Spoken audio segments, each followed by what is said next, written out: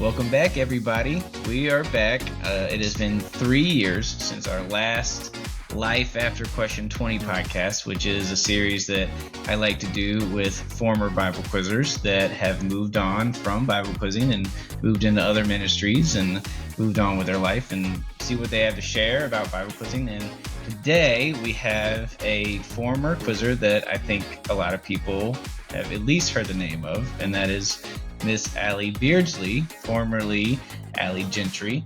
It's really hard not to call you Ally Gentry, by the way, because the marriage is still a little fresh, right? Mm-hmm. So, Ally Beardsley quizzed in Concord, California for how many years was it? 6 years. 6 years, senior quizzing only, right? Mm-hmm. And you quizzed with some awesome teammates. And you won, I believe, if my count is correct, 4 national championships. That's right, yeah. And lost an opportunity, like a lot of people did with the COVID year. Unfortunately, we can get into that later. So I remember, Ally. I remember seeing you quiz in 2015. I remember, and I believe that was your first year, right? Yeah, it was. I remember seeing you quiz, and you looked 16, and I was like, she doesn't look like an intermediate quizzer. You've pretty much been the same height since you were like 11. Yeah. 11. And I remember because you quizzed against Luke and Grayson, who were from our district, and it was at nationals. And I remember it was a really close quiz, and I remember I don't know why that stuck with me. And then the next year, I remember seeing UPC quiz scores and being like, goodness, this girl's tearing it up. I'm probably going to see her at nationals. And we did end up seeing you at nationals. Mm-hmm. And I think you guys beat us. I know you guys beat us in the first round, round 1 finals in 2016, which was a crazy quiz. Still a little bitter about it. Not because of you, just like we had it, Ally. You probably don't think so. And then I have a thing where I like to meet quizzers that I don't know and that are great quizzers and love quizzing, because we all love quizzing and we all have something in common. And so I think you were surprised when I just came and sat with you the next day and just introduced myself, and we just started chatting. And yeah, it's been great being friends ever since, right? Yeah, for sure. We've had our fair share of quizzes against each other. Against each other. I mean, I'm a coach, so I don't really do much, but my quizzers quiz against you, and we had a lot of fun. So, but I want to open up to you. I want to hand it to you, and you to tell everybody what your quizzing story is. How did you get into quizzing? How did you start? So I went to the church in Concord for a few years. At that point, I would say I wasn't really like in church, didn't really go consistently, didn't really have a relationship with God, but I would feel things here and there, and drawing from God and maybe seeking Him every now and then. And there was this one excuse me, sorry. One service where my pastor was preaching about, God has a place for you in His kingdom. God can use you, all of this stuff.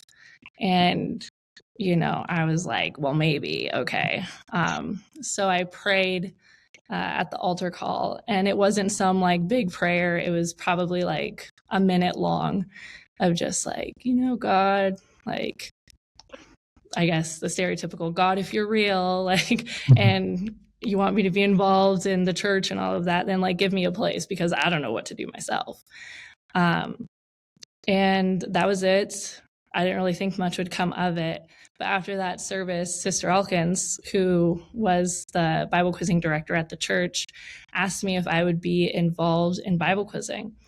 And she was very passionate about it. I think she actually started like crying at some point, like just like how passionate she was about God's word. And I was just kind of like, okay. And it actually took me a few hours later to be like, oh wait, maybe that was God answering my prayer. So I was like, well, if that's the case, then I have to try, right? And from like the very first verse, I was like, oh, this is interesting. I like this. And I What think, that was 2015, correct? yeah, it was the 2015 season. So I guess it would have been like fall 2014. Um, Gotcha. and I I'm was like, trying, I'm trying to remember the material that year. That was Proverbs. gotcha. Yeah. Yeah. But we started with First Kings, like 40 verses from First Kings or something. And I don't remember the verse now, but if you look up First Kings 3:6, that's like the second verse of the material. Mm-hmm. And like it's so long. I looked at it and it was the second verse, and I was like, I don't know if I'm going to do this. I almost quit right there. But I was like, no, okay, just break it up. You got it. And then after I got past that, I was like, well, everything else isn't too bad compared to this. And I think by the next practice, I was up to like 50 verses or something, like a week later.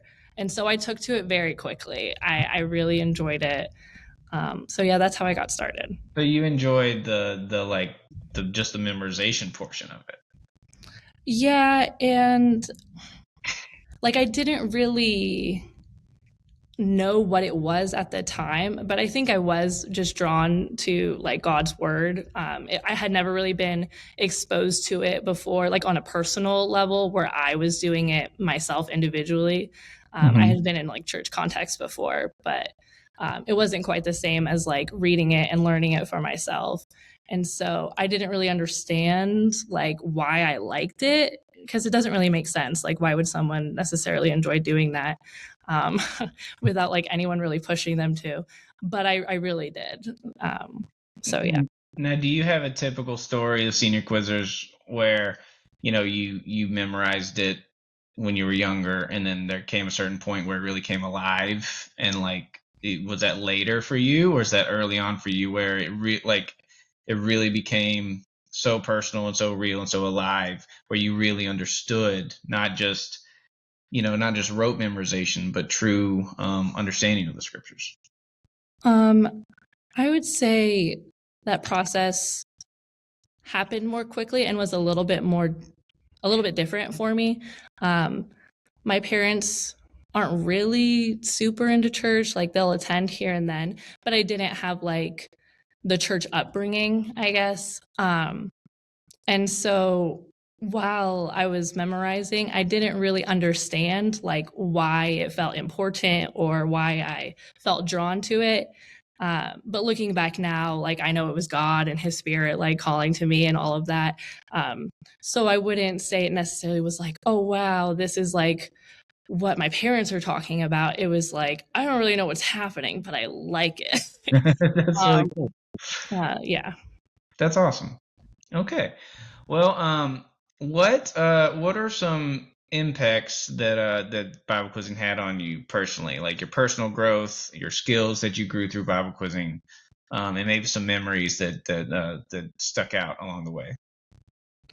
Um, okay, let's think. And I mean, I wasn't really in church before, so like quizzing was kind of the avenue to get into church. So maybe it could have happened otherwise. God can use other things. But without quizzing, I do feel like I'd be like a fundamentally different person. Um, so besides like the whole like, lifestyle relationship with God, that would be different. Um, I would say I gained a lot of confidence from quizzing. From my context, my home life was like a bit on the rougher side, and just the effects of that left me like very shy, very anxious, not very confident, and I didn't feel like I could like contribute much or didn't have much value, I guess. Um, and so through quizzing, I think I learned like very seriously that like I do have value, and not just for being a good quizzer, but I deserve to learn God's word as well. I can be used by God. God can use me for His glory and just that sort of thing. I never really imagined or expected myself to be able to be used in that way or to really like or why should I have a relationship with God, or what makes me able to glorify God, or just those kinds of things. And also just lessons from, the scriptures, obviously. I remember like my first time that like a verse really like very directly like spoke to me, I guess, because it all felt like cool and special and I didn't really understand why.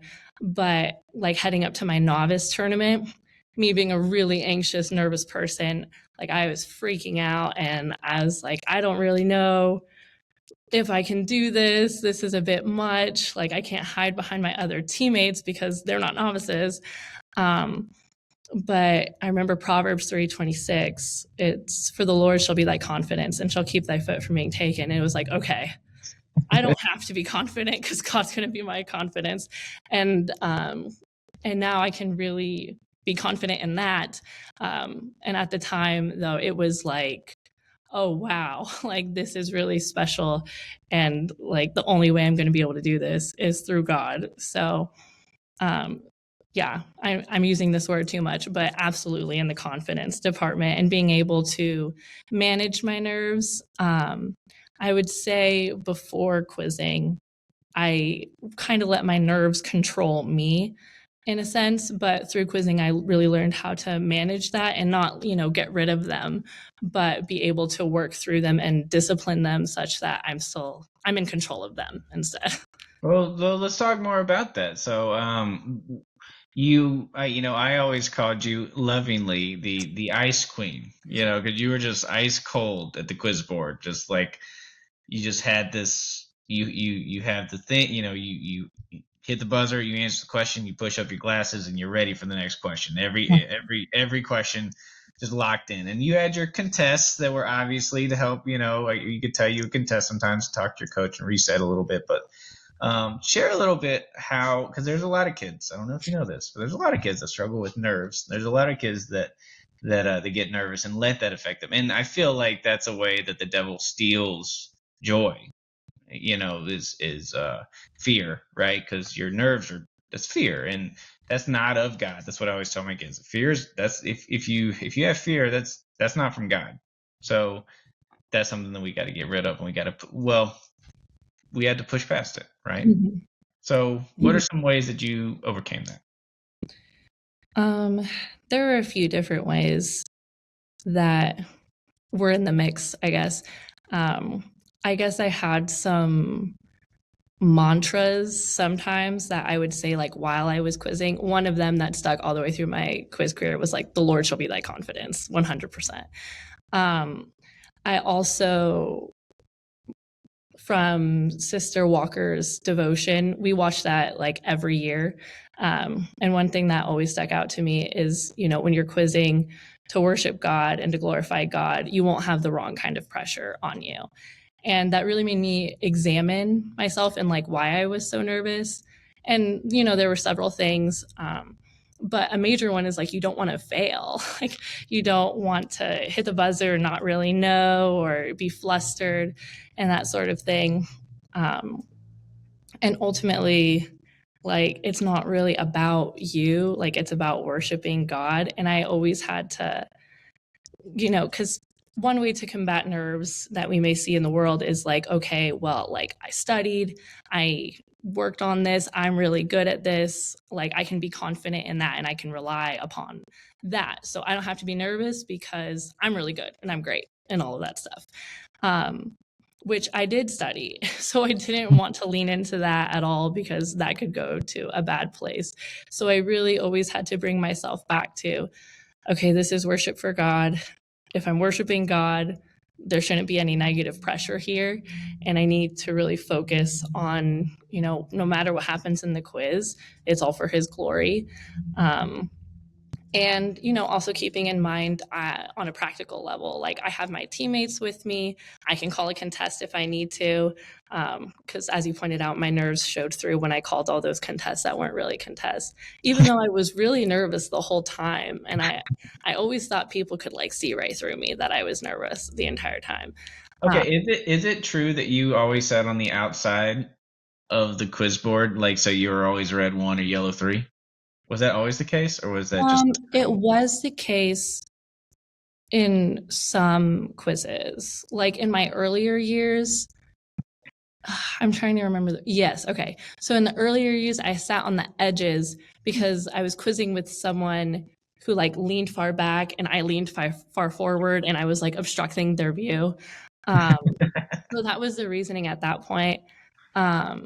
There were other times where we actually learned this when I was quizzing in the district. And I was on a team and Logan was on a team, and I sat on chair 3 and he sat on like chair 1. So we were next to each other, even though we were on opposing teams. And it like kind of freaked me out, I guess. Like he would like, and I, for some reason, I feel, okay, he probably wasn't, but I was like, he's doing it on purpose. He's flinching with me. He's messing with me on purpose. So if at times, if there was a quizzer that, you know, was very flinchy or that I might get nervous next to, I would move to like the other edge. like your husband? Well, yeah, he's just silly. He was more distracting than intimidating, I will say. Yeah. Oh, goodness.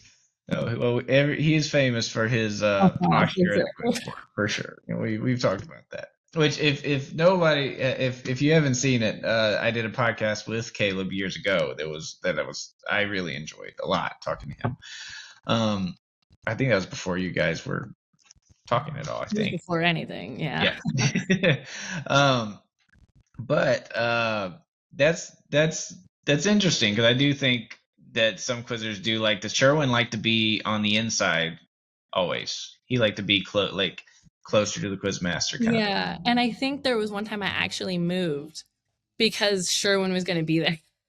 And I was like, I don't think it's going to freak me out, but just in case. I think it was like the round 1 or some sort of final. So I was like, I had to just in case. Gotcha. Well, yeah, if it's better for you, then yeah, by all means. And then Avery didn't care, so Avery just sat on the outside. We only did that 1 year, I think.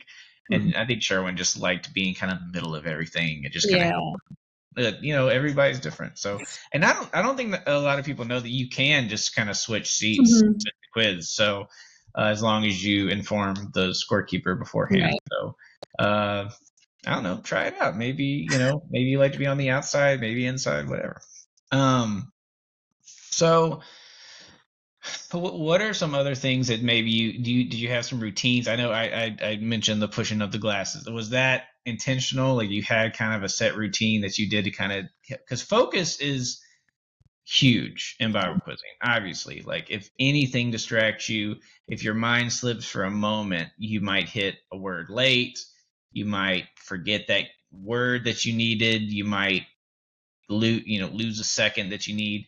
So how did you work on your focus? Because I think you were a very focused quizzer from my perspective. You mastered focus. I've talked about this before, but I was a big marching band nerd for a long time, and there's something called drum corps, which is like the NBA of marching band. It's like the hardcore. I had a few friends that were in DCI, and they share with me that in camp when they're working on everything, they say the show is 13 minutes long, and they say you have to master focus and be able to focus on one thing for 13 minutes. And nowadays it's hard to focus on anything for 30 seconds, right? Yeah. So Bible quizzing is a little different, I feel, because you need to relax during the deliberations and the timeouts and everything, but you have to be, when it's time to go, you have to be locked in. So was that something you had naturally, or is that something you worked on? What would you say to that? I would say, like, from a starting point, I didn't struggle with it. So I had it somewhat naturally. I definitely got better at it and honed in on it as I kept quizzing. Those things you mentioned, the little routine of that. I did that, yeah. After every question I hit, if not every question. It was endearing. It was endearing. It was, it was your thing. It was your move. Yeah. But just like you mentioned, if something happens, anything can make you hit a word late or this or that. And my fears were unreasonable, but if my glasses were down here, like maybe it would obstruct my view, or like they would completely fall off for some reason. Or if I wore my hair down to quiz, I would always flip my hair back too, like getting ready for the next question. And that was pretty much the reason. Like, what if it moves and that distracts me? And then like I drop the buzzer. Like, would any of those things have happened if I hadn't have done all my little stuff? Probably not, but I didn't have to worry about it. Something that my coach taught me, she always advised to all of us, was just watching the quizmaster's mouth. And as with most of the advice that my coach gave me, I always like took it and like intensified it. So by the end of my quizzing, like I was so focused. Like I would like lean in and just be like deadlock with the quizmaster's mouth, which is kind of weird in any other context. It But is weird for any other sport, any other yeah, competition, anything. It's you're fixated on a person's mouth. yeah. But for me, that really helped, especially with certain questions that weren't my strengths, like direct questions. I wasn't like bad at them, but there were a lot of people who were really, really fast at them. Like the slower moving questions, like 4 parts, I was more naturally better at those. But the ones that just kind of like pop off, or the quotations, the directs like that, focusing really, really helped me, because it's really easy to just jump on those if you hear something that sounds kind of interesting. But the focus on the mouth really helped me. That's great advice for every quizzer. It's also tough, I feel, adjusting quizmaster to quizmaster, because you get different dialects, you get different rhythms, you get different speeds of reading, different speeds of stopping. Yeah. So trying to adjust and focus, purely focus is definitely important. So yeah, well, way to go for mastering it, because it's tough. I feel like you got very close to mastering that level of focus, which definitely helped you along the way, right? Yeah, certainly. And I feel like my nerves sometimes like sharpened it a little bit, because not to say like that it was good. There's definitely a level to which it can be totally distracting. But if you have like that right level where you are kind of like amped up a little bit, that gives you, I don't know if I don't think it's adrenaline, but whatever it is, It might be. it might be. I don't know if that's a little dramatic, but I think someone once said to me, or I heard it somewhere, that if you take those nerves, those butterflies in your stomach, and you get your brain to start interpreting them as excitement instead of nervousness, that can help. Where like, I'm not nervous, I'm excited. And you just try to like train your brain to recognize that feeling is that way. I've heard that can help. I've tried to help my kids see it that way. I think it's helped some more than others. So, and that's one thing about coaching, is every kid's different. for And sure, yeah. I have found myself trying to coach kids the way I coach kids I used to coach. And it's like, you know what? Actually, this kid's different. So that's to me one of the hardest parts of coaching, is adjusting to the kids. Which it seemed like your coach did a great job of, right? Yeah, So she was excellent. let's talk about Sister Elkins. What impact did she have on you? I mean, obviously she got you into quizzing, which was awesome, and I have had those same recruiting sessions, I would say, of like sitting down and be like, look, I see it in you, like you would love quizzing, and it's for I think I've had similar situations. I don't think they turned into an Ally Gentry type quizzer, but I do love that about her, because I can relate to that a lot. So what impact did she have on you? Um, so much. One of the great things about her was just like she was just so willing to do like whatever it took. Like if she saw that a quizzer was trying and putting in that effort, like she would do anything. Of course, she did have the lifestyle that allowed her to give so much time, and I know not all coaches have that. So we were really blessed as quizzers to have her so available to us. And I'm talking like we would have practice like at least one time a week. And then she would do one-on-ones for like each of the quizzers as often as they wanted, which was sometimes like once a week. And when you have like 5 different quizzers, like that's crazy. Like that's so Right. much time you're giving. Like regularly, I would have a one-on-one with her for like 8 hours straight. Oh, Yeah. what? Whoa, what? Like she 8 would pick hours? me up from school and we would just go like hang out at Burger King and we'd buy food and go over a ton of stuff. And she was great at doing all of the work and the hard stuff. But I don't want you guys to get the wrong idea that we were working for 8 straight hours. There was definitely a lot of talking. A lot of bonding, I would say, going on, a lot of relationship being built in those times as well, which is also what made her such a great coach. She knew each of us like very well. We were not strangers to each other or just people that met up every now and then. We all had like really great relationships with her, which allowed her to coach us individually to our, suited to what we needed. Even while doing all of us at the same time. Mm-hmm. So, and somehow, like, she was able to get a significant amount of quizzers to like all do their work and to study and to hit and to quiz and to want to do all of these things, which it's hard to get one, I've learned as a coach. So very impressive on her part.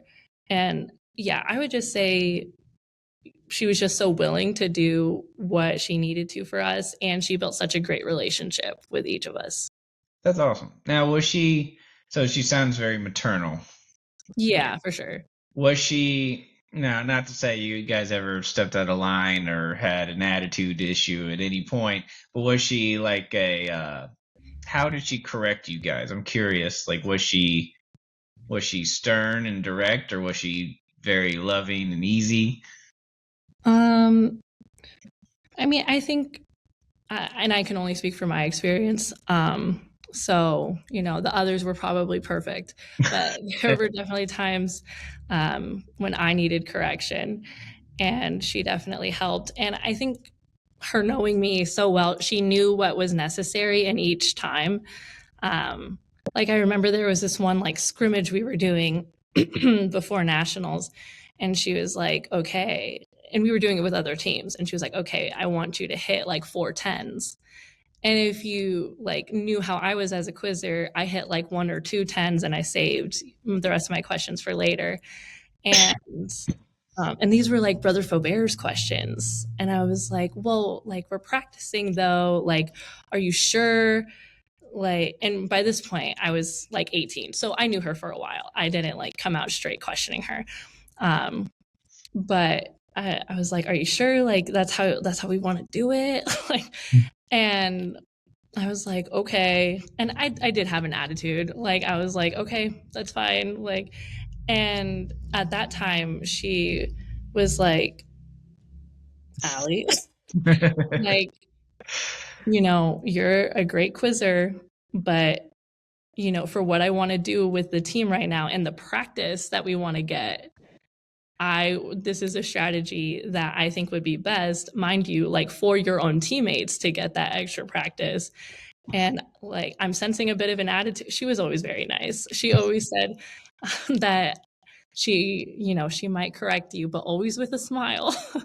um, so she was like, I'm sensing a bit of an attitude with you right now, and I'll let God deal with you about that Ooh, before the that and, I can see that being effective. yeah, and like immediately I was like, what? And so at that scrimmage I went in there and I hit 4 10s. um, and then there were other times where um, like that, you probably remember this question. I think it was the round 1 finals against you guys, and it was like kind of a weird one where there were a lot of rereads, and it was the last question and it determined the quiz, and it was a quotation, and I hit it and I finished the verse and I said, quote the 2 verses following this one. And it was like Acts 2:16, 17, 18. And I was like, naturally, it's going to be the next two, of course. And I was wrong. It was only verse 17. And then, you know, there were some people that were like, yeah, that's what I thought it was too. And then there were like, you know, very seasoned people who came up to me and they were like, yeah, they don't ask questions like that. Like if they're going to ask you to quote two, they're going to tell you before like the I think I hidden. may have said that. Yes, you did. And and when I heard that, like this was like 5 years into me like quizzing. Um, we had been like fortunate enough to have like a lot of success at nationals and all of that. And I was like, what? Like, I've never heard of that. Like, how could I not have known? Because I have all this experience and like how could this have not occurred to me? Like, this is not a rule. Like, how? And so we got back to the hotel room and like I was upset, you know, it was the round one finals um, that we had lost. And it was just kind of that theme that I was upset and I was like, well, how could I have not have known? Like I would have known if that was the way it was. And like I was sensitive in that moment. And in a very different way, Sister Elkins was like, okay, like at the end of the day, like it's okay. And it's okay that you didn't know. And ultimately, remember where you got your brain. Like, remember the ability, remember where all of it comes. Like, you could, and she referenced Sister Walker's devotion as well. Like, you could get hit on your head tomorrow and all of that would be gone. Like, God can give and God can take away. So, like, basically, in a very, very gentle way, in a very comforting way, she was like, you don't know everything. You can still learn. But the way she put it was extremely comforting in that moment. And it really stopped that negative thought pattern for me. And it was like, okay, yeah, I don't know everything. Remember where my ability comes from and don't be so upset. So, Yeah. Well, that's awesome. There's no reason to talk about the rest of that tournament at all. We're just not going to discuss the outcome of that, what happened in the championship at all.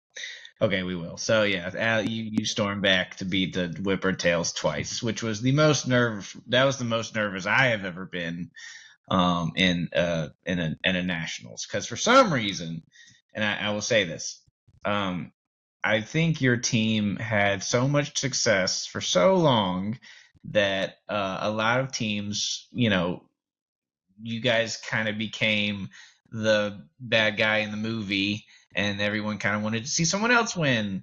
sure, And we yeah. were we were that team, and that's kind of that's just kind of a natural thing that happens when somebody's on top for a while. Everybody likes the underdog, and it just really felt like in the 1,000 people that were watching the national championship quizzes, 95% of everybody was really rooting for us. Yeah, it was all on you guys. Like, you guys better do it. Yeah, and it was unbelievable pressure. Unbelievable pressure. And I don't think I handled it well because I was terrified. And I feel like as a coach, your quizzers definitely pick up on your vibe and you know what you're giving out. And I think Sherwin on question two turned a one part into a two part, which he just never I did. think so, And yeah. and I was just like, this is bad. Like this is not good. So like we were all just really I always this is how I tell the story of those quizzes. Is the first quiz we just were in shambles and like we were just so nervous, and then I felt like we got ourselves together the in between the first and the second quiz, and we came out and we didn't quiz bad the second quiz, but you were just the ice queen, and we just couldn't touch it. I think we showed a weakness and you capitalized on it and you got us. So it was that was a heartbreaker. That was a heartbreaker because I really felt like we had a good shot. Obviously, we had to lose twice. I was like, we can get one more. We can get, but I commend you. You guys had an amazing ability to win tough quizzes. You know, and obviously a lot of people talk to this day about 2018, which was the year before, which maybe somebody else has, but I don't think anyone else has won 12 quizzes in a row at nationals, which is bananas. This is absolutely insane. So you lost your first quiz. I counted. I think you lost 2 quizzes at nationals from 2016 to 2019. 16, 17, 18, 19. In 4 years, I think you lost 2 quizzes at nationals. It would have been 3. 3. Okay, sorry. Oh, yeah, it was 1 in. Wait, it was 1 in 2018. Yeah, you're right. So You're right. It's 2. yeah, you lost to Grant Higginbottom in 2018, and you lost to us in 2019. So we were 50% of your nationals losses in those 4 years. So like, you can wear that badge of honor, I guess. but 2018, you guys lost your first quiz. Mm-hmm. And this was you and Logan and Cassie and Victoria. Okay. So the year before, Victoria was in intermediate. Correct. Yeah. Right. And so you guys 12 in a row in a year that I think was an amazing year for last year quizzers. That was Eric Forbes, Seth Frankie. Goodness, there's a lot. Alexandria. Carson, yeah. Howie. I shouldn't have started naming names because I'm going to leave somebody out. But there was Taylor Faubert. That was her last year. Gosh, it was an amazing last year quizzer speech session. Like the last year speeches were all great. All the lifers, really. Yeah, it was so many quizzers that it quizzed forever. And you guys made a run through that gauntlet 12 in a row. So what was that like? Well, the first quiz was rough. Like, I think between Logan and I, there were 9 errors or something. Ooh. So literally almost half the quiz. And so I don't know what was like up with us in that moment. We were also in session B, which I'm not saying it's Brother Lytle's fault. I love you, Brother Lytle. No hate at all. But that was my first time hearing him. And it was also like early in the day and like you couldn't hear much. So I'm not attributing the loss to that. I'm just saying overall, it was a weird quiz for us. We did not have our feet under us like at all. And after doing so poorly, it's like, whoa, this is not good. And I think also some context that's helpful is the year before, Logan and I and Cassie were on the team that did take first place. And so, you're coming off of that, you're returning to nationals as the people who won last year. And so I feel like you kind of feel everyone like, oh, like it's the same team and they're back again. And then it's like you've fallen from grace when you lose like that. So it's like, oh no, we really messed up. And I had so many people like come up to us after the fact, after us winning, and saying like, we thought you guys were out. And we're like, yeah, us too. I would say I took it harder than Logan did. Him in his last year, he was just like, yeah, I'm just gonna enjoy it, like I'm all good. He was always the more calm one anyway.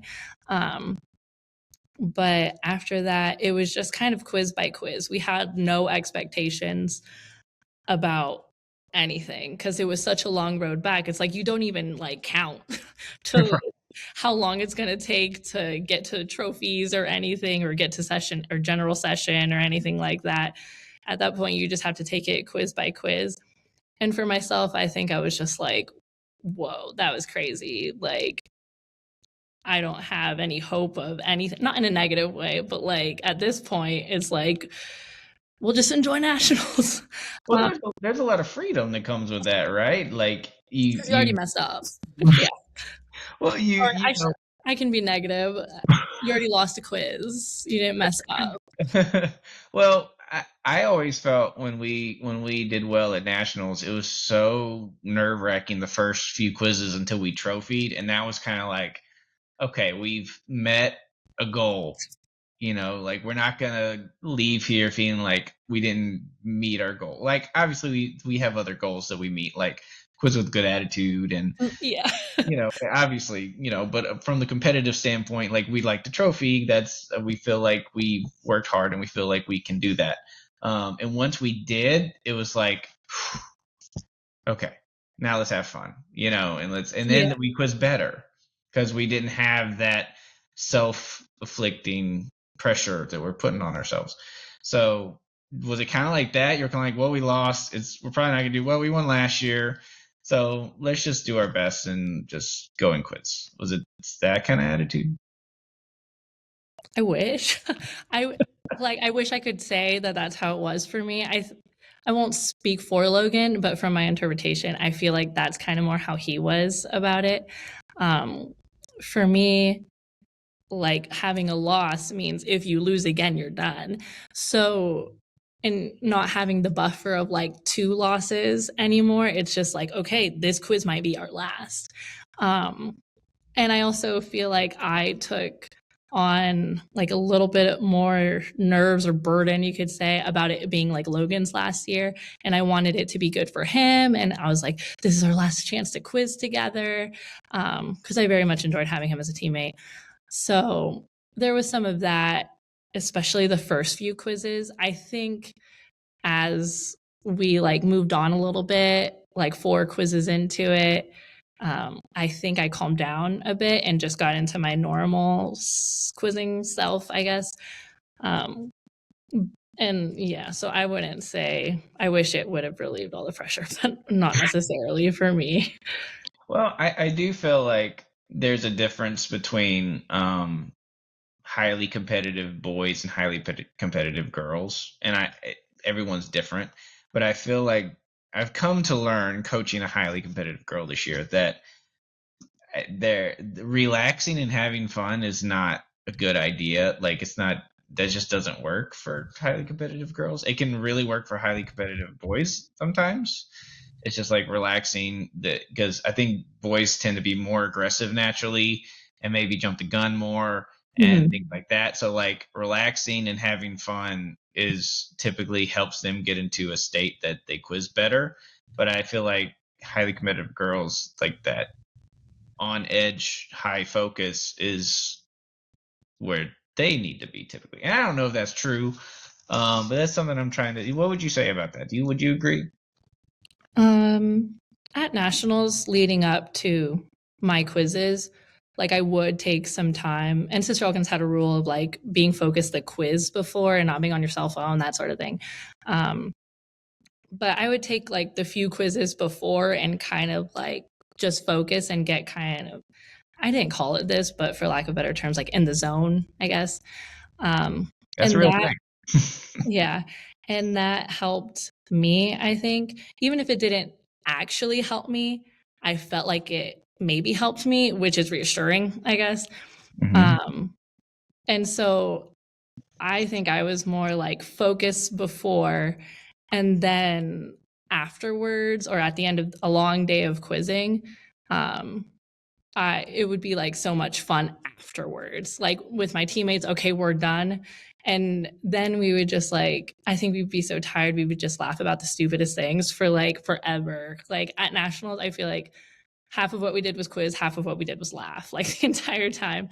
And so I think, yeah, relaxing before maybe for the dudes is better, but I definitely like to, get my work done and be focused and, complete that. Whatever happens, happens, and then go have fun with my teammates after. So, That's awesome. Well, you did seem to have a very special bond with your teammates, and they were always great. I enjoy seeing them when we get to, mhm. which is typically nationals because you Yeah. guys are way over there in California, or you were. Now you've moved all the way to the East Coast. Yep. I'm in So Delaware. so you recently married Caleb Beardsley. Mhm. Congratulations. You didn't invite me to the wedding. I forgive you. Um I'm joking. But I was actually there whenever you guys, I don't know if met, but whenever he asked for your email address. Yeah, it was Start things off. yeah, Chase Marshall 2018. I remember that. Yeah, it wasn't our first time meeting, but it was the first time we actually like had a conversation, I guess. And like I thought he was like really weird. Like not knowing him, I thought he was weird, like just from the outside. But we talked a little bit that tournament, like just a little bit. But I guess he thought it was enough to ask for my email. And I'm kind of a people pleaser. So I was like, yeah, sure. So that was the start of it all. I wasn't really interested at that time or for like a few years after that. Um, so I would just take that to tell you guys, like, don't be afraid to shoot your shot. And on the other side, like, don't close yourself off to anyone because you never know. Because I'm very happy now. And he is very weird. I was right about that, but I love him. So it's all good. I remember hearing that you guys were dating, and it was just like everybody was just like, "What?" That's awesome. Yeah, because I think most people who were like, who were in the circles or knew us at all maybe kind of picked up that he probably had a crush on me, which he did. And like some people would make comments here or there. Um, but like no one, I don't think anyone expected me to like return his affections. And I remember in 2021, like we were kind of like talking at that point, but he wasn't there. So no one really knew.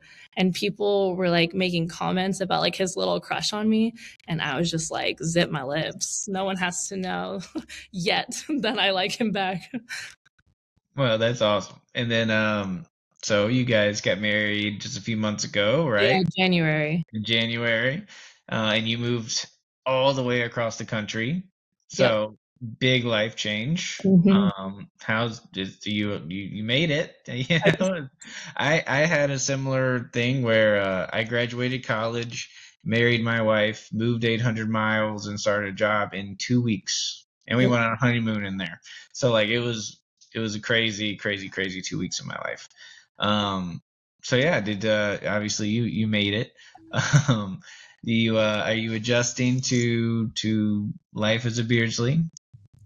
Yeah, I think so. And the family was very much like accepting of me way before I moved out here. So, definitely close with the family, adjusting to not being in school full time. Also, now I'm just working and different church, and just like the vibe, I guess, is way different in terms of like church and just like what's around compared to California. So, but it's good so far. It's different, but good. And you started coaching over that. You were coaching in Concord, correct? Yeah, And now you're coaching in now what city are you living in now? Newark. You are living in Newark. Okay. Um, in Delaware, Yes. right? Because it was always New Jersey, Delaware district, so I Uh-huh. never knew if it was. I don't know where Newark is. I'm sorry. Good. So now, how has your perspective of quizzing changed from being a quizzer to being a coach? Yes. Well, it's been like a slow process, I would say. At first, it was just kind of like, whoa, this is so different. Like, I don't have any control. Meanwhile, when I was a quizzer, I was a very active factor in the quiz. And so, but like as a coach, it just feels like you're behind them and you're just like, okay, just keeping score, like just seeing what they do. So I feel like the first phase of it being different for me was just like, whoa, like, what do I even do? Like, how do I help them while they're there? Like, and I can only, yeah, it was a whole thing of learning how to coach and, yeah, accepting that it's really, you prepare them and then they go out there and you're proud of them no matter what they do. Um, but since then, I feel like I've gotten more separation from being a quizzer, and kind of like how they say, like, a fish doesn't know what water is. Like, you're so close to it, you can't really tell. Um, And while I was in it, it was just so like secondhand to me and part of my daily life. Like, yeah, I quote like over 500 verses that I memorized.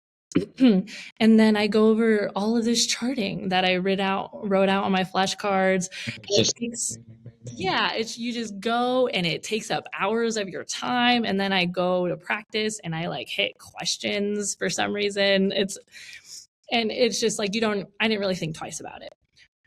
But getting some more separation from it all, I'm like, wow, this is really difficult. I don't know like how I did this or how how quizzers are doing it now. Um, because there's so much level above just memorizing your verses. And as a quizzer, it's like, well, if you want to be competitive, you don't just memorize just your verses, but getting some separation. It's like, whoa, that is like an incredible thing to do, to memorize that much and to be able to quote it word perfect, and then to go beyond that. And I guess sometimes I feel a little bit how I did when I first started, when it's like, whoa, how did they interrupt that and then finish the question and know which exactly where it if was you've going? ever had that probably from your second year on, you probably were never like that impressed with like Right. interruptions and stuff, right? It's just kind of what we do. And having teammates that were also like very good, that was just kind of like the standard. And also a district, the Western district, that was very competitive and had a lot of good quizzers. It was just kind of like, yeah, this is what's normal. Um, but as of late, I've been finding myself like watching quizzers and being like, whoa, that was like so fast. And like they quoted and like, and you really realize like all the like cognitive flexibility it takes to like handle the verses and to like dice them up and come up with all of that in 30 seconds. And so I'm basically just describing what quizzing is to you, but I feel like I have a deeper appreciation for the work of quizzers, for the work that I did, and I feel like it was definitely important as a coach for me to get to that point. Because probably starting off, I was like, yeah, like this is what you do. Like, come on. Um, sorry, Victoria. She was like the guinea pig of my coaching career, I guess. Um, but as time went on, Mariah got the better half of it, where I was like, "You're amazing. You're so good." um, so yeah, that's been the major perspective switch, which I appreciate for sure. No, that's awesome. Thank you for sharing that. I think that I didn't have that because I wasn't a great quizzer. So I've always thought it's amazing what these kids can do. And you do, when you are around it a lot, you're kind of numb to amazing things Mhm. that they do. But it is good for everyone to kind of step back and, and I've had a reset with like my daughter is 8 and she's almost done memorizing her beginner material this year. And it's just so cool. It's just so cool seeing the little minds develop and grow and them quote and ask questions and you just there's always a refreshing perspective to take in whatever year of quizzing you are. So thanks for sharing that one. All right, so uh, let's break it up a little bit. I've got a couple fun questions for you. Okay, these are all your favorites. All right, I want to know what your favorite thing to chart was. Because you were like the charting queen from my I understanding. did chart a lot. Yeah. And I enjoyed it too. Um, hmm, probably similar phrases. Okay. The Now, did you did that to the concordance? I'm assuming. Yeah, during the year, I would use various like sources because I didn't want to go through the concordance before I memorized everything. Um, but once I did memorize everything, I went through the concordance, and that's where a lot of the fun was because you get to find them yourself and see how they connect, and that I enjoyed that a lot. That's awesome. What was your favorite question type? Um, I'm going to say two, just because I feel like one might be a little bit unexpected. I feel like the obvious one was like cross references. I loved cross references.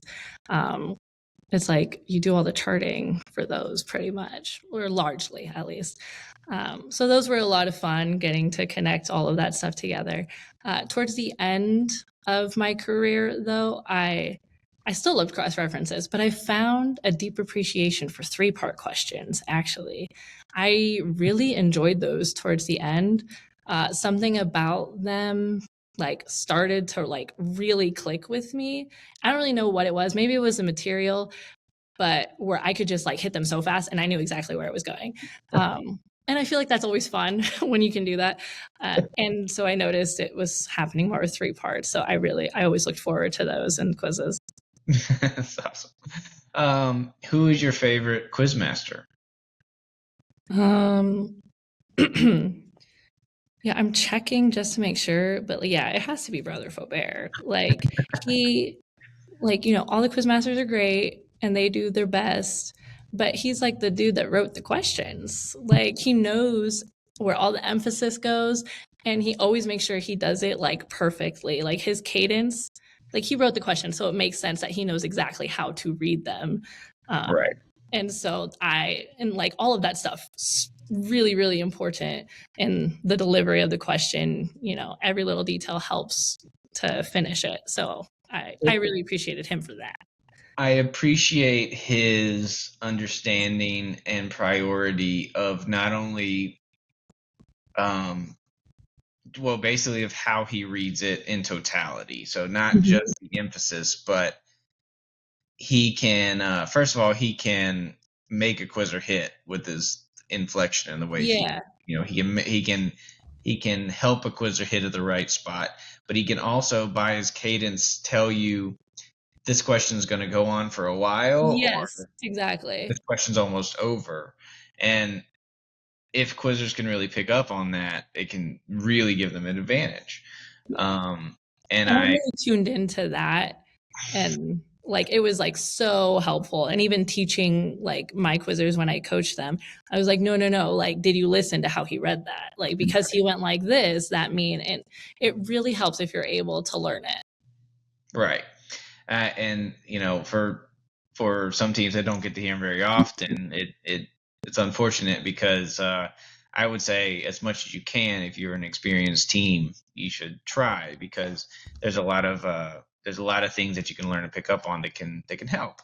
And as a quiz master, I think all quizzers should try to emulate that, the leading quizzers with the way you read is so important. Um, so yeah, I agree. He's a national quiz master for a reason, and he does do a really good job. And I appreciate him coming on the podcast and helping. And I do have a lot of ideas for future podcasts that he would. My passion is just helping more people understand rules and rulings and how to better coach their kids. And unfortunately, I found that a lot of people just don't believe me when I say something that I know to be true. It's like they have to hear it from the horse's mouth from Uh-huh. Brother Faubert. And so it's like, and he's so kind that when he does have time to come on the podcast, be like, look, I need you to come on here and let's talk about this so that I can point to this later and see, like, this is the way that this should be. So he's been awesome and very kind with his time. When he did tell me I had a podcast idea that I really wanted to do with him. It was right around the beginning of BQE season, and he was just like, I can't do anything. So Yeah. he is a very busy man. I believe he's in school and he's working and he has his children and his life and his wife and his ministry and everything. So I don't try to take any time from him at this point of the year. So, all right. What was your favorite study material? Probably doctrine. Romans is also really high on the list. Really? Okay. Yeah, I feel like a lot of people say that. you don't? I don't feel like a lot of people say Okay. Rome.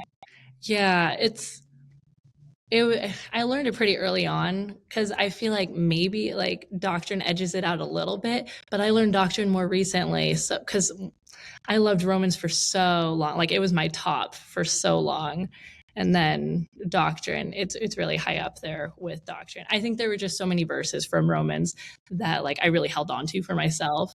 Um, yeah, I love Romans, but then there's like doctrine is like all the good stuff from everywhere. So yeah. Romans was tough, and I always feel like on those tougher years, tougher material years, that that when kids are struggling, I just tell them, look, it's harder this year, which means that the kids that actually get it and work harder are going to have a bigger advantage because it's tough. The ceiling's Yeah, higher. that's true. And that was a high ceiling year. It was Mhm. a tough year. I remember that very much. That was 2016. Yeah, We quizzed you guys that year. yeah, That was fun. But I do yeah, I do love Doctrine. I agree. I really loved it a lot. yeah. And I really loved this year, honestly. Axe is probably my favorite. Did you ever get to do Axe? Yeah, in 2017, we did. 2017, yeah, of course. Why did I? Of course. Yeah.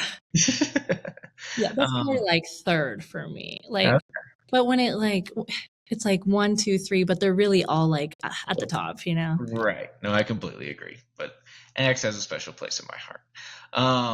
All right. And I can't ask this to a lot of quizzers, but what was your favorite national championship? Hmm. Well, there's each one is like feels different and like I enjoyed it for a different reason. Um 27 I know I feel like everyone expects like 2018, but that wasn't it. That was stressful. 2017 I really enjoyed because it was like the first time Logan and I were quizzing together. And so we hadn't quizzed at nationals before. So we really didn't know like what we could do, I guess. And so there was just so much like building excitement of like, wow, we're still going. Um, and of course, we hadn't quizzed together, so there was no expectations either. Um, so that was a lot of fun. And also in the championship, looking back on it, got to quiz against my future husband and brother in laws, and now I can wave it in their face. I'm just kidding. They bring it up more than I do. Father-in-law, like if you mention Bible quizzing at all, he'll be like, "Yeah, she stole my championship." Um, so maybe that one. That one's pretty fun. I enjoyed that one. Well, they had won the year before. Yeah. And so the two of you together, goodness, yeah, that's a lot. You guys had a really great run, I will say. Yeah. Now speaking of championships and runs, you had a rare opportunity to go for all 4 years of experience quizzing, and I'm sure that was a goal that you had in mind, maybe at some point when it. I never like to like think about it because for me I always had to like keep myself in check, and like I very specifically was like always had to pray and like submit my desires to God during the national season and be like, God, you know, I want to win, but that's not what I'm going to focus on. So like definitely an impulse to think about it, but I will say I worked really hard to try not to think that way. um However, you know, you can't ignore, you know, we it was the same team that we had the year before.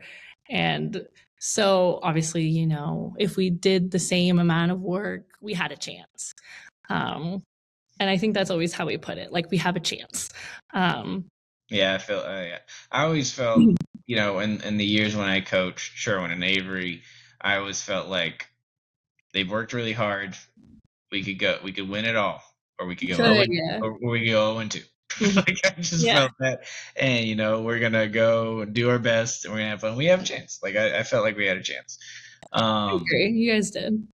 Thank you. Well, we had a lot of fun. That's for sure. I miss it a lot. Although I'm having a lot of fun coaching the kids I am this year. It's a totally different experience, but it's been Yeah. great. So I'm sure everyone is dying to know what was it like when you heard that your last nationals was not going to happen? Well, I was quoting, and so I had just finished quoting all my material, and Victoria calls me, my teammate, and she's like, "Did you see the post on Instagram?" And there's like concern in her voice, and I'm like, "No."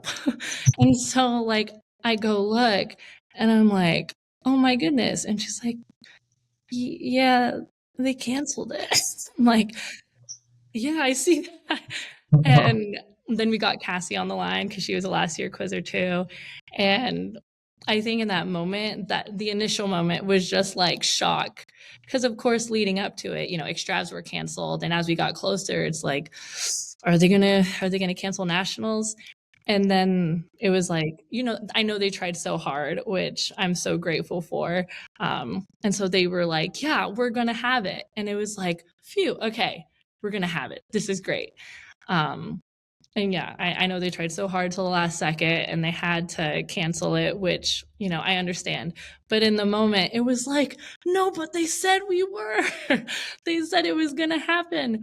Um, and so I was like really shocked. And we were going to have like an all day practice the next day or something.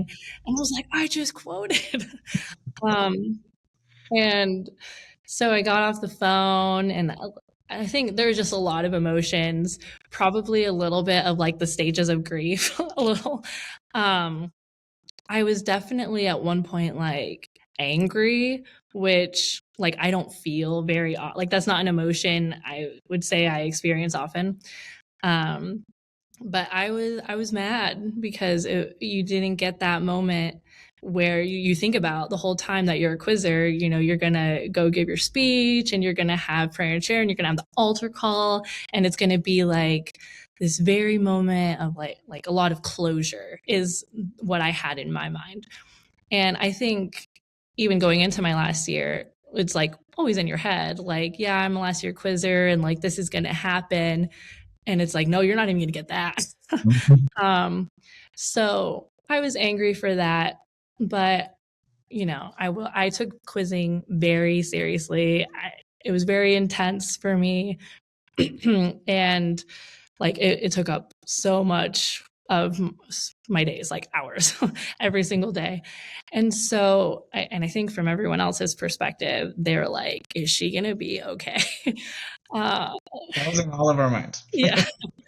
Um, and for me, it was there were moments like even a week later where it was like, it's a bummer, but it doesn't feel as bad as I thought it would.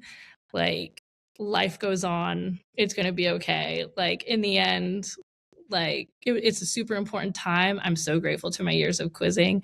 Um, but it's not like I lost anything other than that experience. I didn't lose the word of God. I memorized all my material. I still had so many great experiences and memories from everything.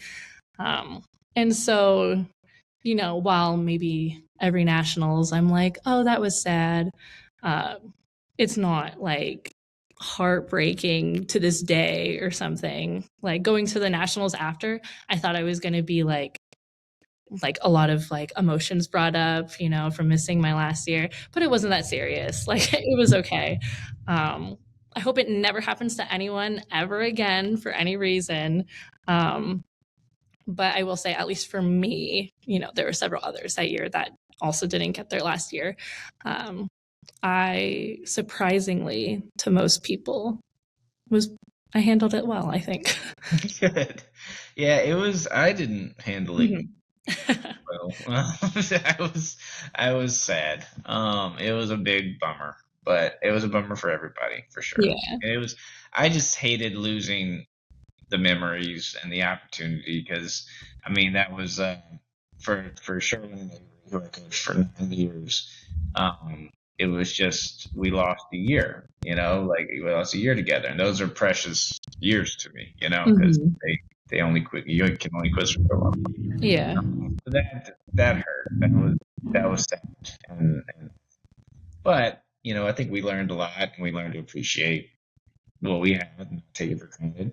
And then I was, thankfully we had 1 year left. Right, Um, yeah. I think that was a weird thing for me. It was just like, "Oh, it's just done now. you're Like, right. it's over." Right. Like, yeah, that's, yeah, I can't imagine. There was a lot of great quizzers that year too.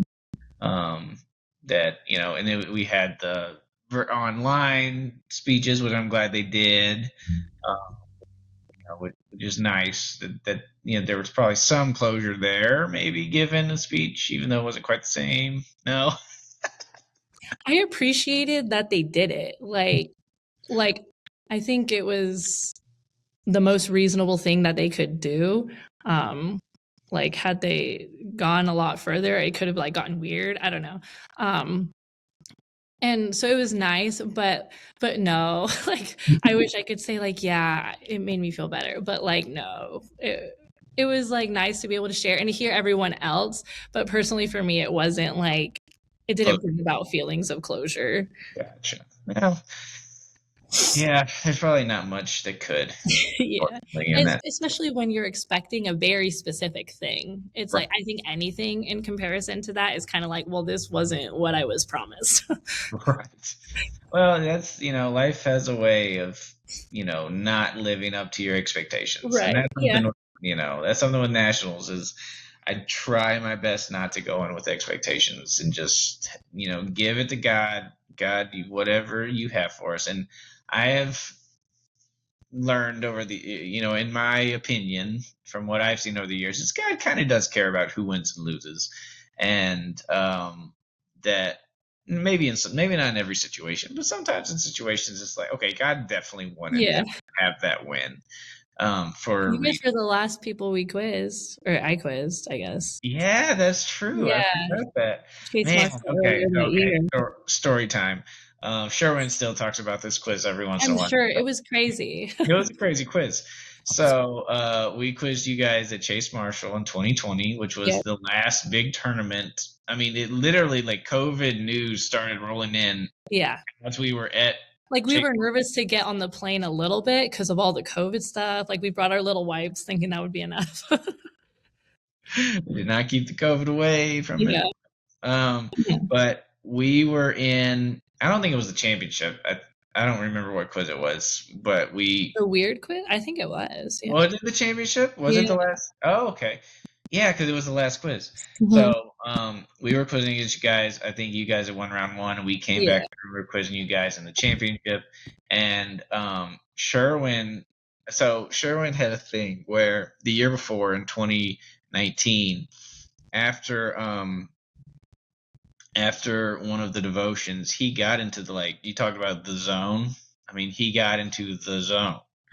And his eyes glazed over, and he was, like, very quiet, and he just had this, like, unbelievable focus and, like, intensity to him.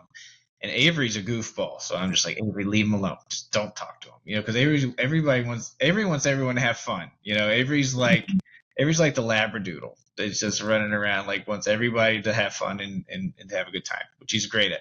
But it's like, Avery, just leave him alone. Just let him be, because he's in something. And that was general session 2019 round one, where we beat the Woodlands, and he quizzed incredible, and then we beat you guys in the finals, and he quizzed very well in that quiz too. And so before that quiz at Chase Marshall in 2019, I was like, hey bud, you remember that zone that you got into? And I was like, I want you to try to get back there. And he did. I don't know how he did, but he did. Like, he got this same, like, focus and intensity to him, that, like, he just found this, like, deep focus. And he rattled off 5 20s in a row against you. I Yeah. think it was the first five, or the second, maybe it was 10 to whatever. I think Um, it was actually because I remember, like, I got the first two 20s, okay. and that was, like, once I kind of start hitting, like, I'm like, "Okay," like, I'm trying to settle into the quiz, trying to chill out, and so I hit those 2, and I was like, "Okay, like, we can keep going," and then he hits the next 5, and I'm like, "What?" And then I made a mistake. I would say I made a mistake. I learned something from this quiz that I have taken. So your team called a timeout because he just got 5 in a row. And I felt the need to talk to my quizzers and to, turn knobs and levers and be like, okay, we got to do this and and I could tell it like broke Sherwin's it broke that like zone he was in. And that's the purpose of the timeout, right? As the purpose of the timeout is kind of break that momentum, to break that thing. And and then and not to say that like he did really bad or like but you went and nailed the next 4. So I'm not saying if I hadn't done that we would have won. I just think like I could tell that like I shouldn't have said anything. It's like they call that timeout. You guys chill out and sit there like it's a deliberation. You stay locked in and focused for 1 minute. 1 minute. You just stay complete. Like I don't need to. You don't need to hear from me. Like what? I don't. You're quizzing amazing. Just sit there and stay focused. So that's something that that's a lesson that I've learned is when the other team calls that timeout to throw you off when you're quizzing amazing, you guys just sit there and stay focused. Like you don't need to hear from me. So thanks for teaching me that lesson, Ally. Glad I could help. That was a lot of fun. So we were your last quiz, last victory. So I could that's a fun memory. That was a fun tournament. That was a lot of fun. Sure. Well, I'm glad we all made it through COVID and that we're all quizzing definitely feels on the other side of COVID. For sure. I don't think we're cleaning buzzers much anymore, at least not too often. Yeah. We're quizzing a little closer together. So that's all nice and wonderful. So the last thing that I want to talk to you about is, and I think this is highly interesting for a lot of quizzers and a lot of coaches, is I think you were known as just probably the best preparer for nationals, the best, like you probably study the most. And I tend to believe that God rewards the quizzers that study the most and study that put in the most time and effort. And if that's true, then it makes a lot of sense that you had as much success as you did, because I don't know all the details, but I know that you put in a lot of time, as you've hinted at throughout this podcast, obviously. So this is the time. Obviously, state finals have actually started for some districts. A lot of kids are preparing. Ours is a week from tomorrow. Well, today's Friday, but I don't know when this is going to exactly release, but ours is a week from when we're recording this. So I'd love for you to share some advice for quizzers that are preparing for state finals and for nationals, and to share a little bit about your summer study. What did you prioritize studying? And obviously every kid's different. We're not saying you should do this, but it is interesting it is interesting to see what you did. Yeah. Disclaimer for sure. Everyone is different. I definitely found the best way to study, like for me, which I think some of it is definitely useful and generalizable to everyone. But I would definitely advise find the best things for you to study and also the best way. Like I was very much like flashcards on paper. Some people do like online on their phone or like worksheets. And anyway, find the best thing for you. You do not have to do it the way I did. But summer study, I would say heading into it, I already had like a certain amount. I'll just list off the things I already was charting throughout the year. So I was obviously quoting, but no need to say that. Doing 1, 2, 3, 4, and 5 time words. In the summer, I typically added 6 time words in preparation for nationals. Now, to be fair, the more time word you get, typically it's less, right? Yes. It's not like it is with one-time words. Like it decreases. And 6 time words, I would say like could be helpful. I think it was like the last somewhat helpful time word, but I would definitely advise doing 4-time words if that's something you want to, if you want to expand your study.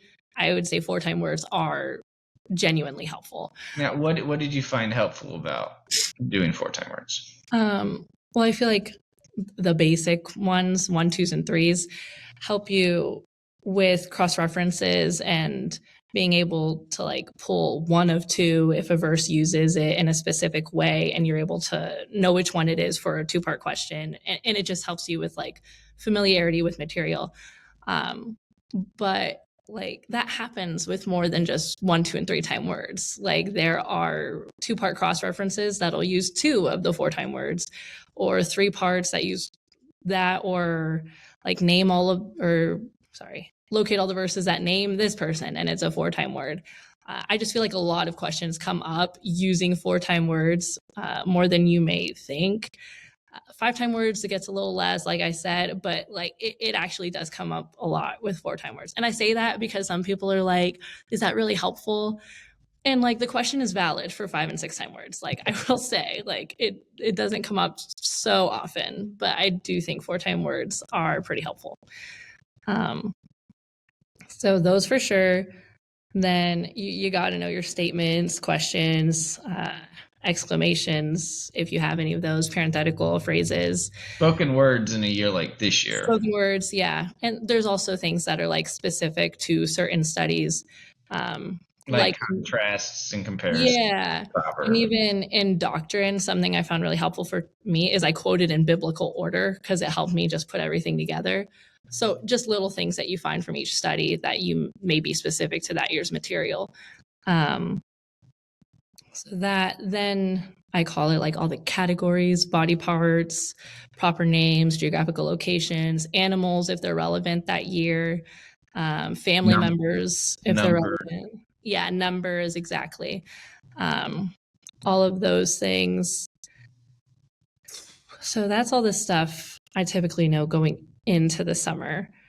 And then I usually work on my concordance, which like I would say you definitely have to have all of the other stuff before you go to the concordance. Now the thing that can be tough is, well, repeated phrases, similar phrases, stuff like that. So did you also kind of say that throughout the year? Yeah, I did, using like powers charting, which I know isn't necessarily a thing anymore. But I know there's like the margin from Brother Faubert's study guides. Yep. And the bottom of the flashcards. Right. So all of those are helpful. I just didn't feel like it was holistic enough. And even Brother Faubert says like those aren't exhaustive lists of those things. So I would definitely like keep up with the general ones throughout the year, but to get a full exhaustive sort of thing, I went to the concordance for those repeated and the similar phrases. And the way I did it was I got like color coded highlighters, and I would highlight like 2 similar phrases within a listing of a word, and so on and so on, and then make flashcards out of those. And it's a lot of work, but it does produce. And then for me, like I like knowing that I'm not missing anything. So going through the concordance provided that. And like as far as leveling up your study, if you have all of those other things, generally, I feel like that's kind of the next step. Another thing I did was annotating, which Andrew Huffman, a former quizzer, did like a study seminar for Concord one year, and he showed us about like annotating and like marking what stands out to you, like in all the verses. For me, I like really dove into that, and my method, I use the color-coded highlighters again, and I looked at it from a quizzing standpoint, looked at the verses, and I had... Now, would you like print out the material specific? Okay, so you... Yeah, I did print out the material, and my coach printed it in such a way that it was like landscape, and the material was like in the center, and then we had blank margins on the side. Oh, nice. Okay. Yeah. So we had a lot of room there. And then I would have like a highlighter color for each thing that I wanted to color code. And the way I looked at it was like from quizzing questions. So I would highlight every how the same color, whatever would be an answer to a how, a who description, even like a how many and what are they, if there was a super long list and I wanted to be sure I understood how many and what they were. Now, what if there's obviously some overlap, right? Like you can have a Yeah. how and a where, or, in the same answer. So how Yes. would you deal with that? It gets dicey. So I'll try to explain it. You know how like in a highlighter, there's like a thicker side of I would take like the thinner side and do the top half, the one color, and do the bottom half, the other color. And really, I would do these to like get more familiar with the verses and make sure I understood them and like where the how ended and where the why ended. And could it be continuing on to the next verse? Like, could it be asked this certain way? And like, you can see the patterns and the parallelism when you do it that way. Like, oh, there's this verse and it's like a what happened and a when and a what happened and a when. So Well, to me, a lot of what you're describing is you're really getting into the mindset of a question writer. yeah, Because pretty much. I don't annotate, but when I'm writing and I'm looking at verses, I'm looking and said, okay, that's a how. Oh, there's another how. Or, you just really try to break it down and see all the components of the verse and how you can make it into a question. And that seems, well, you might not be thinking as much about questions. You're really trying to understand the verses in Yeah. totality, right? But And that does seem similar. yeah, definitely. And I feel like it makes you realize and then address like what you don't really know, like on the spot, like wait, like do I continue the how? Like is that there? And you address that in your study rather than oh, at the quiz board, like do I go further? Like should I wait for them to look at me? All of that stuff. Right. And so you kind of address those questions there because it's hard to address everything like just naturally. So it's kind of a mechanism for that. And I think visually having the visual of doing all of that really helped me as well.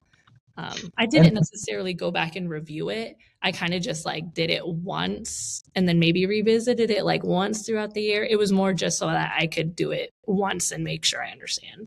that's really good. One thing that I've noticed with some younger quizzers at times is they don't think of the story in totality, especially a year like this year, where Yeah. like you hear a key word and that immediately takes you to this part of this chapter. And Yeah. so I've asked quizzers in the past to make a table of contents outline of the Oh, study kind of thing, because when you hear like what happens in the beginning of chapter 1, yeah. Jesus talking to the disciples. So if you hear Jesus speaking, and that's you're keying off of that, your mind should immediately go, potentially going to be in the Yeah. first 10 verses of Acts chapter 1. And if you hear something about Matthias, okay, where's Matthias? Okay, he's at the end of chapter 1. So you don't have to get everything to narrow down to a verse. You might just get a little bit, but at least you can narrow the scope of where you're looking, right? So that's another thing that I think could be helpful if you're struggling with that. But I really love the annotating thing. Any It other was tips? super helpful for me, like for sure. Any other tips with the annotate? What did you use the margins for? Um, if there were like a how many and what are they, like I would write that. I know that's like a very simple one, so I'm trying to think of a better one. Um, Pronouns at all? Was that also a time that you? Pronouns I did differently. Okay, Um, they definitely do need to be like looked at, but I didn't address those in annotating. I didn't use the margins as much as some of my teammates, to be honest, but they were helpful to have. right. Sometimes, like if the description continued, like I would sometimes I would like right next to it just like outline the verse like this describes this person, and so Got I would put like subject matter sometimes next to it because a lot of directs are just like what is recorded about this person and blah blah blah like Or um, how is Jesus described? exactly. You're right. um yeah. Gotcha. What about pronouns? Since we brought it up, Yeah. So with Sister Elkins, we would get our study guides out and we would take turns and go through them verbally. Like the former treatise have I, Luke, made, O Theophilus, of all that Jesus began both to do and teach until the day in which he, Jesus, was taken up. After that, he, Jesus, et cetera, et cetera. So we would say the you pronoun and then highlight. have to go back. We wouldn't You know, like that's an idea. We didn't actually do it. Um, I don't know. Maybe we thought it would be too like complex like, to try to like go through all of them. Um, Now, how often did you do this?